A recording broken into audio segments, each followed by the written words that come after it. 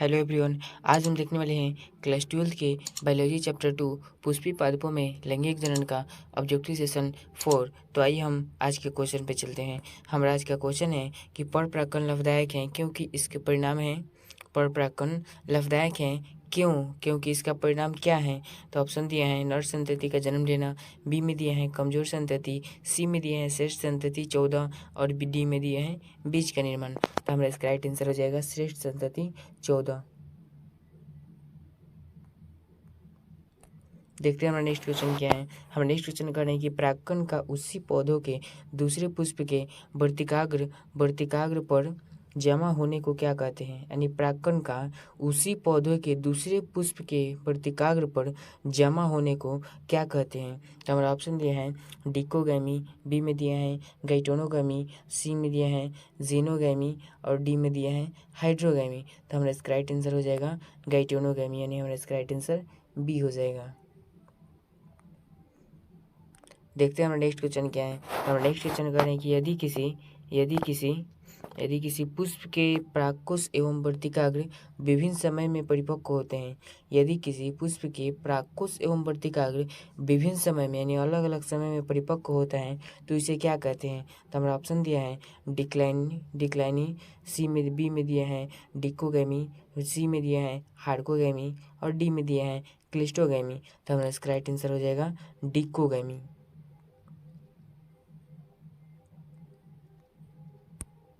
देखते हैं हमारा नेक्स्ट क्वेश्चन क्या है। तो हमारा नेक्स्ट क्वेश्चन कर रहे हैं कि एक ही पुष्प के मादा जननांग का परागकोश से पहले परिपक्व होने की अवस्था को क्या कहते हैं। यानी एक ही पुष्प के मादा जननांग का परागकोश से पहले परिपक्व होने की अवस्था को क्या कहते हैं। हमारा ऑप्शन दिया है प्रोटोगैमी, बी में दिया है प्रोटैंड्री, फिर सी में दिया है हेट्रोगैमी और डी में दिया है ऑटोगैमी। तो हमारा इसका राइट आंसर हो जाएगा प्रोटोगैनी, यानी हमारा इसका राइट आंसर ए हो जाएगा। प्रोटोगैमी होता है प्रोटोगैमी, हमारा इसका राइट आंसर ये हो जाएगा। देखते हैं हमारा नेक्स्ट क्वेश्चन क्या है। हमारा नेक्स्ट क्वेश्चन कर रहे हैं कि किसी परपरागकण का विशिष्ट उदाहरण क्या है। किसी परपरागकण का विशिष्ट उदाहरण क्या है। तो हमारा ऑप्शन दिया है गेहूँ, टमाटर, आलू, मक्का। तो हमारा इसका राइट आंसर हो जाएगा मक्का, क्योंकि मक्का में अलग अलग होते हैं। नर मक्का और मादा मक्का अलग अलग होते हैं। देखते हैं हमारा नेक्स्ट क्वेश्चन क्या है। तो हमारा नेक्स्ट क्वेश्चन कर रहे हैं कि परागन में लीवर मैकेनिज्म किस में पाया जाता है। परागन में लीवर मैकेनिज्म किस में पाया जाता है। तो हमारा ऑप्शन दिया है ए में एंट्री एंट्री एंटीरियनम, बी में दिया है फाइकस, सी में दिया है गेहूँ, डी में दिया है सेल्विया। हमारा इसका राइट आंसर हो जाएगा सेल्विया, यानी हमारा इसका राइट आंसर डी हो जाएगा। देखते हैं नेक्स्ट क्वेश्चन क्या है। तो नेक्स्ट क्वेश्चन का है कि परागन सभी पुष्प अंगों के एप्सिकेशन को उकसाता है। अपवाद स्वरूप कह रहे हैं कि परागन है सभी पुष्प के अंग एप्सिकेशन को उकसाता है। अपवाद स्वरूप तो ऑप्शन दिया है परागकोश, बी में दिया है पेस्टिल, सी में दिया है सेपल्स, डी में दिया है रिस्पेक्टल्स। हमारा इसका राइट आंसर क्या हो जाएगा। तो पिस्टिल हो जाएगा। देखते हैं हमारा नेक्स्ट क्वेश्चन क्या है। तो हम नेक्स्ट क्वेश्चन कर रहे हैं कि स्वपरागकण के लिए एक पुष्प को होना चाहिए। स्वपरागकण के लिए एक पुष्प को होना चाहिए। तो ऑप्शन दिया है अलैंगिक, बी में दिया है एकल लिंगी, सी में दिया है एक लिंगी और डी में दिया है द्विलिंगी। कह रहा है स्वपरागकण, यानी कि स्वपरागकण का मतलब है कि उसमें यानी किसी और पुष्प पर आधारित न रहना पड़े, यानी खुद से बच्चे को जन्म देते हैं, जिसमें नरलिंग और मादालिंग दोनों एक ही पुष्प पे होता है। तो हमारा इसका राइट आंसर क्या हो जाएगा। द्विलिंगी हो जाएगा, जिसमें नरलिंग और मादालिंग एक ही पुष्प पे होता है तो उसे हम क्या कहते हैं द्विलिंगी। तो हमारा इसका राइट आंसर डी हो जाएगा। देखते हैं हमारा नेक्स्ट क्वेश्चन क्या है। तो हमारा नेक्स्ट क्वेश्चन करेंगे परागकोश क्या दर्शाता है। तो परागकोश क्या दर्शाता है। तो ऑप्शन दिया है एस्पोरोजीनियम एस्पोरोजीनियम, ठीक है, और बी में दिया है नर गेमेटोफाइट, सी में दिया है नर एस्पेरोफिल, डी में दिया है एस्पेरेंजियम। तो हमारा इसका राइट आंसर क्या हो जाएगा। तो नर एस्पेरोफिल हो जाएगा, यानी हमारा इसका राइट आंसर सी हो जाएगा। देखते हैं हमारा नेक्स्ट क्वेश्चन क्या है। तो हमारा नेक्स्ट क्वेश्चन करें कि विकासशील परागकण को पोषण किससे मिलता है। कह रहे हैं विकासशील प्राक्कन को पोषण किससे मिलता है?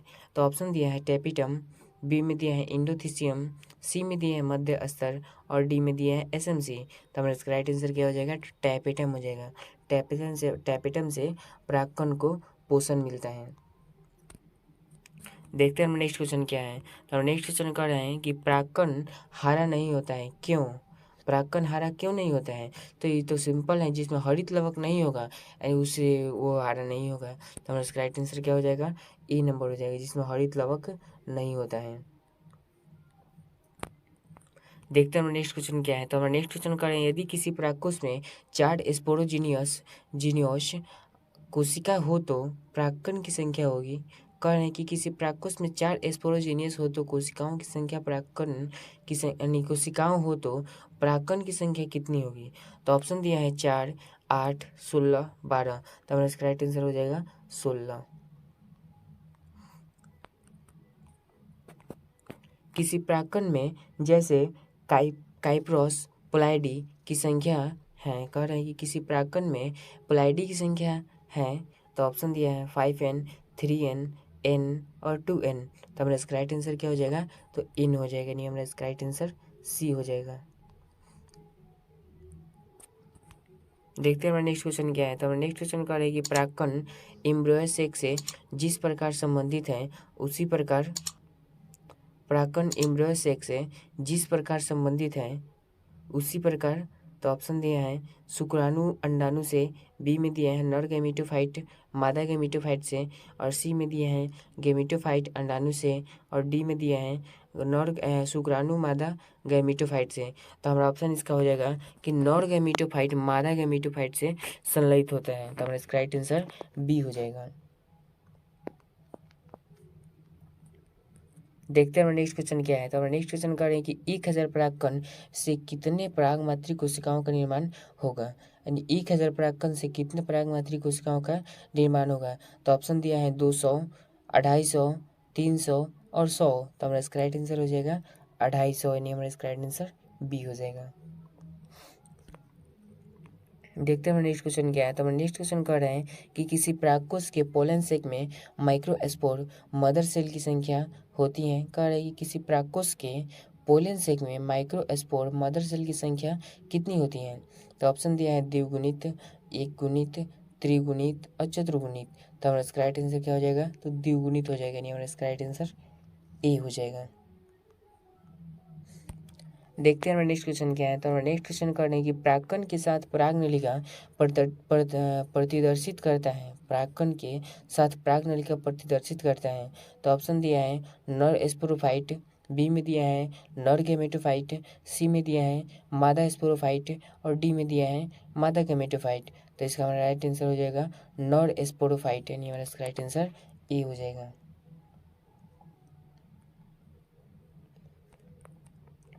देखते हैं हमारा नेक्स्ट क्वेश्चन क्या है। तो हमारा नेक्स्ट क्वेश्चन करें किसी परिपक्व परागकण में कितने न्यूक्लियाई होते हैं। किसी परिपक्व परागकण में कितने न्यूक्लियाई होते हैं। तो ऑप्शन दिया है 1, 2, 3 और 4। तो हमारा इसका राइट आंसर क्या हो जाएगा? तो 2 हो जाएगा। देखते हैं हमारा नेक्स्ट क्वेश्चन क्या है। तो हमारा नेक्स्ट क्वेश्चन क्या है कि परागकण पीले वर्ण के होते हैं क्योंकि इसमें मौजूद होता है। परागकण पीले वर्ण के होते हैं क्योंकि इसमें मौजूद होता है। तो ऑप्शन दिया है फ्लेवोनोइड्स एंड कैरोटीनॉइड्स। तो हमने और बी में दिया है सल्फर, सी में दिया है क्रोमोप्लास्ट और डी में दिया है इटियोलिन। तो हमारा इसका राइट आंसर हो जाएगा फ्लेवोनोइड्स एंड कैरोटीनॉइड्स, यानी हमारा इसका राइट आंसर ए हो जाएगा। देखते हैं हमारा नेक्स्ट क्वेश्चन क्या है। तो हमारा नेक्स्ट क्वेश्चन कह रही है कि परागकण का कोशिका द्रव किसमें धनी होता है। परागकण का कोशिका द्रव किसमें धनी होता है। तो ऑप्शन दिया है वसा एवं स्टार्च में, बी में दिया है प्रोटीन में, सी में दिया है स्टार्च एवं फ्लेवोराइड में और डी में दिया है डीएनए में। तो हमारा इसका राइट आंसर हो जाएगा वसा एवं स्टार्च में, यानी हमारा इसका राइट आंसर ए हो जाएगा। देखते हैं हमारा नेक्स्ट क्वेश्चन क्या है। तो हमारा नेक्स्ट क्वेश्चन कर रहे हैं कि पर परागण स्वपरागण से अच्छा होता है क्योंकि इसमें बेहतर नवीन वेष्टियाँ उत्पन्न होती हैं। बी में दिया है नई प्रजातियाँ बनती हैं। सी में दिया है यह अनिषेक जनन प्रेरित करता है। और डी में दिया है कि आर्थिक दृष्टि से लाभदायक होते हैं। तो हमारा इसका राइट आंसर हो जाएगा कि बेहतर नवीन वेष्टियाँ उत्पन्न करती हैं, यानी हमारा इसका राइट आंसर ए हो जाएगा। देखते हैं हमारा नेक्स्ट क्वेश्चन क्या है। तो हमारा नेक्स्ट क्वेश्चन कर रहे हैं कि वायु परागकण में होता है। तो वायु परागकण किस में होता है। तो वायु परागकण किस में होता है। तो नारियल में वायु परागकण होता है, यानी हमारा इसका राइट आंसर नारियल हो जाएगा, कोकोनट, सी। देखते हैं हमारा नेक्स्ट क्वेश्चन क्या है। तो हमारा नेक्स्ट क्वेश्चन कर रहे कि परागकणों बीजाणु से उत्पन्न होने में लघु बीजाणु मातृ कोशिका में क्या होता है। तो हमारा ऑप्शन दिया है एक अर्धसूत्री विभाजन होता है। बी में दिया है एक समसूत्री विभाजन होता है।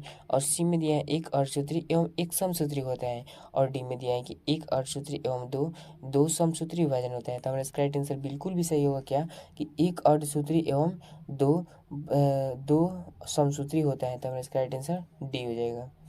देखते हैं हमारा नेक्स्ट क्वेश्चन क्या है। तो हमारा नेक्स्ट क्वेश्चन कर रहे हैं कि कौन सा डेप्लॉइड है। डेप्लॉइड का मतलब होता है कि द्विगुणित है, और द्विगुणित का मतलब होता है कि जिस पर नरलिंग और मादालिंग दोनों हो। तो हमारा इसका राइट आंसर क्या होगा। तो ऑप्शन देखते हैं क्या है। हमारा ऑप्शन है कि परागकण एगो यानी अंडा।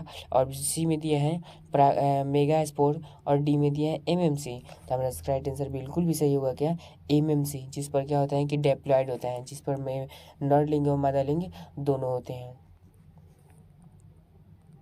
देखते हैं नेक्स्ट क्वेश्चन क्या है। तो हमारा नेक्स्ट क्वेश्चन कर रहे हैं कि अंडाशय के अंदर का उत्तक भाग जो ओव्यूल के साथ जुड़ा होता है कहलाता है। अंडाशय के अंदर का उत्तक भाग जो ओव्यूल के साथ जुड़ा होता है क्या कहलाता है। तो ऑप्शन दिया है फेनेशियल। और बी में दिया है हाइलम। सी में दिया है प्लेसेंटा। और डी में दिया है चैलेजा। तो कह रहे हैं कि अंडाशय के अंदर का उत्तक भाग जो ओव्यूल यानी कि अंडा के साथ जुड़ा होता है वो क्या कहलाता है। तो ये तो हमको सबको जानते हैं कि प्लेसेंटा होता है, जो कि बांधे रखता है अंडे को और उसके अंदर के गर्भाशय से। तो हमारा इसका राइट आंसर क्या हो जाएगा, सी हो जाएगा, यानी कि प्लेसेंटा। देखते हैं हमारा नेक्स्ट क्वेश्चन क्या है।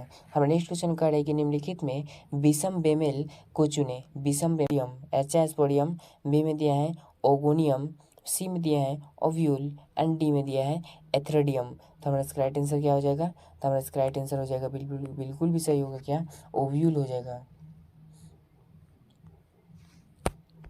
देखते हैं हमारा नेक्स्ट क्वेश्चन क्या है। तो हमारा नेक्स्ट क्वेश्चन कह रहा है कि माइक्रोफाइल किस में होता है। माइक्रोफाइल किस में पाया जाता है। तो ऑप्शन दिया है ओव्यूल में यानी अंडा में। सीड दिया है, सीड मतलब बीज में। और एटैट और दिया है फिर 457। तो हमारा इसका राइट आंसर क्या हो जाएगा, अटैट हो जाएगा। माइक्रोफाइल किस में पाया जाता है, तो अटैट में पाया जाता है। देखते हैं नेक्स्ट क्वेश्चन क्या है। तो नेक्स्ट क्वेश्चन कर रहे हैं कि मादा गैमेटोफाइट दर्शाता है। तो मादा गैमेटोफाइट क्या दर्शाता है। तो ऑप्शन दिया है ओव्यूल, बी में दिया है एम्ब्रियो सेक, सी में दिया है मेगास्पोर मदर सेल एवं डी में दिया है मेगा स्पोरोफाई। तो हमारा इसका राइट आंसर बिल्कुल भी सही होगा क्या, एम्ब्रियो सेक हो जाएगा। हमारा एम्ब्रियो सेक यानी हमारा इसका राइट आंसर बी हो जाएगा। देखते हैं हमारा नेक्स्ट क्वेश्चन क्या है।